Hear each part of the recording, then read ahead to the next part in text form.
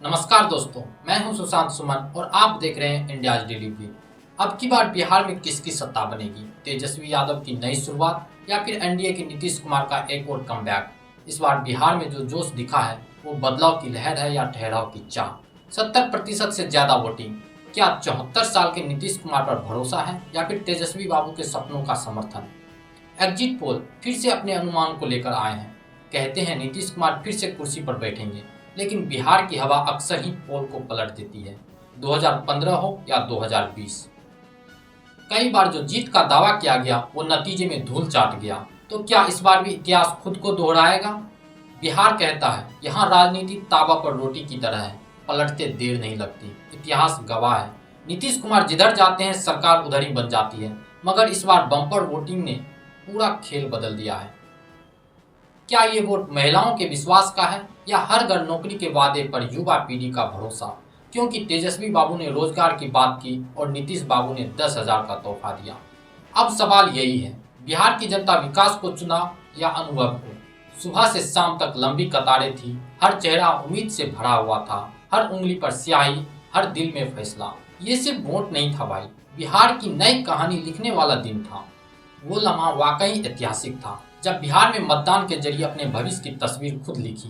दोनों चरणों की वोटिंग अब खत्म हो चुकी है। पहला फेज 6 नवंबर को 121 सीटों पर और दूसरा फेज 11 नवंबर को 122 सीटों पर हुआ।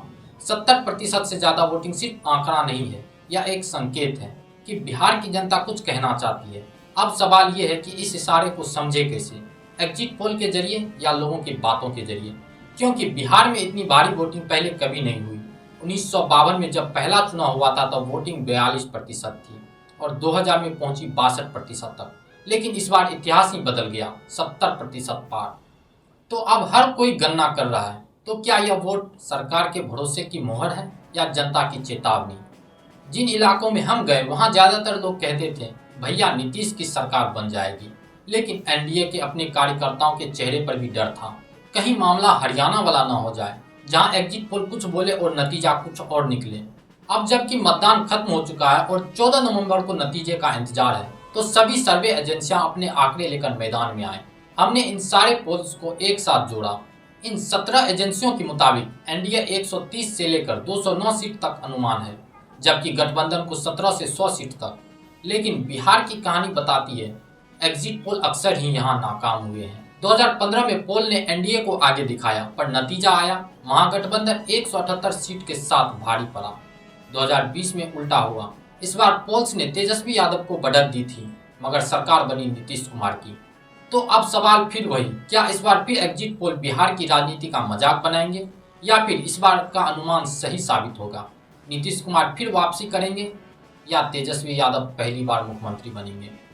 आज का विश्लेषण इन्हीं एग्जिट पोल पर है, जहां हर एजेंसी की रिपोर्ट मिलाकर हम आपको दिखाएंगे कि बिहार की अगली हवा किस तरफ बह रही है। दैनिक भास्कर, जो देश का बड़ा और भरोसेमंद अखबार है, उसके एग्जिट पोल के मुताबिक एनडीए को 145 से 160 सीटें, जबकि महागठबंधन को 73 से 91 सीटें मिल रही है। अब जादुई आंकड़ा है 31, तो साफ है महागठबंधन सरकार की दौड़ में अभी भी काफी दूर दिख रहा है। बाकी सब दलों को 5 से 10 सीटों में समेट दिया गया है, यानी प्रशांत किशोर का मैजिक फिलहाल फीका पड़ रहा है। तो अब बात करते हैं आईएनएस सर्वे की, तो वहां भी लगभग यही कहानी है। तो उनके आंकड़े बताते हैं एनडीए को 147 से 167 सीटें, जबकि महागठबंधन को 70 से 90। यहाँ भी तेजस्वी यादव की गठबंधन सरकार की राह मुश्किल दिख रही है। बाकी सबको 0 से 7 तक का आंकड़ा मिला है, यानी प्रशांत किशोर और ओवैसी दोनों जगह नील बट्टे सन्नाटा। पीपल पल्स ने भी सर्वे जारी किया है। उन्होंने 133 से 159 सीटें एनडीए को और 75 से 101 महागठबंधन को दिया है।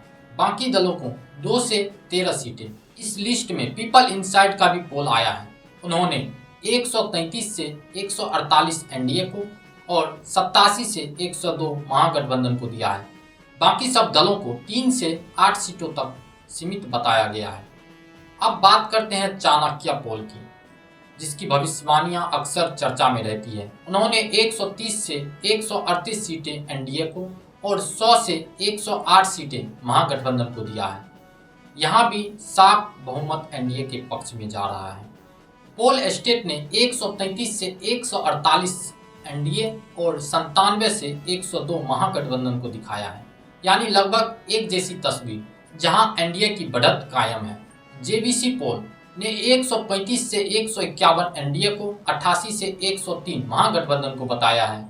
वहीं पोल डैडी ने तो हद ही कर दी। उनके मुताबिक एनडीए को 184 से 209 सीटें और महागठबंधन को मात्र 32 से 49 सीट मिलेगी, यानी उनके सर्वे में तो एनडीए 200 के पार चला गया है। टाइम्स नाउ ने 143 सीटें एनडीए को और 95 सीटें तेजस्वी यादव के गठबंधन को दिया है।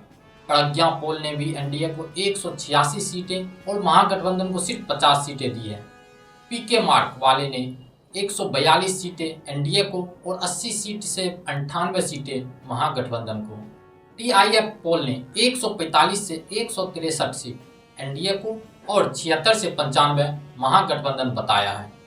न्यूज 24 ने 152 सीटें एनडीए को और कामाख्या रिसर्च ने 167 से 187 तक भविष्यवाणी की है।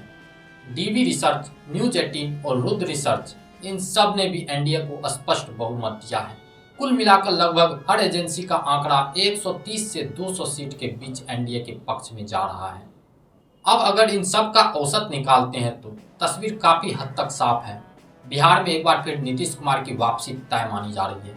हालांकि बिहार की राजनीति में हवा कब पलट जाए ये कोई नहीं जानता। तो 14 नवंबर को नतीजे आएंगे और असली फैसला तब होगा कि जनता ने किसे चुना।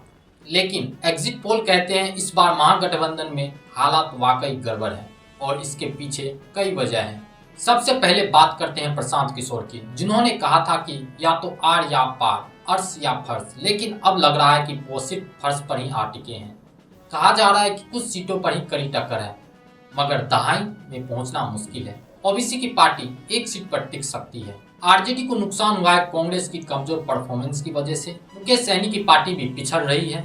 कई बड़ी सीटें का मुकाबला टक्कर का है, जैसे डिप्टी सीएम विजय सिन्हा, मैथिली ठाकुर, तेज प्रताप यादव, रामकृपाल यादव और सम्राट चौधरी की सीट पर। अगर यहाँ उलटफेर हुआ तो खेल पूरी तरह बदल सकता है। लेकिन यह चुनाव खास इसलिए भी है क्योंकि बिहार में इतनी बड़ी वोटिंग 70% पहले कभी नहीं देखी। अब सवाल यही है, क्या ये वोट नीतीश जी की फेयरवेल देने के लिए पड़ रहा है या उन्हें एक और मौका देने के लिए? 20 साल के सत्ता के बावजूद नीतीश कुमार के खिलाफ कोई बड़ा विद्रोह नहीं दिखा। महिलाओं का समर्थन अब भी उनके साथ है। कई बूथों पर इस बार महिलाओं ने पुरुष से ज्यादा वोट डाला है और शायद यही वजह है कि महिलाओं का समर्थन तेजस्वी के युवाओं पर भारी पड़ रहा है। यानी बिहार की राजनीति में इस बार महिला फैक्टर सबसे निर्णायक साबित हो सकता है। तो अब नजरें टिकी है 14 नवंबर पर, जब बिहार ये तय करेगा कि जनता में बदलाव चुना है या अनुभव पर भरोसा किया है। क्या तेजस्वी यादव अपने सपनों को सच कर पाएंगे या फिर नीतीश कुमार एक बार फिर साबित करेंगे कि बिहार की राजनीति में अनुभव ही असली ताकत है? इतिहास गवाह है, बिहार में हवा हर बार बदलती है, लेकिन इस बार हवा किस तरफ चलेगी ये बस कुछ ही दिनों में साफ हो जाएगा। और उस दिन हम यही होंगे आपके साथ, नतीजे के हर पल की सटीक जानकारी के साथ। मैं हूं सुशांत सुमन और आप देख रहे थे इंडिया डेली ब्रीफ, जहां हर खबर मिलती है बिना रंग बिना प्रचार, सिर्फ सफाई के साथ। अगर वीडियो पसंद आए तो लाइक करें, कमेंट में बताएं कि आप किसे अगला मुख्यमंत्री देखना चाहते हैं और सब्सक्राइब करें ताकि बिहार में 14 नवंबर के फाइनल फैसले की पूरी कवरेज सबसे पहले पहुंचे आप तक। धन्यवाद। जय हिंद, जय भारत।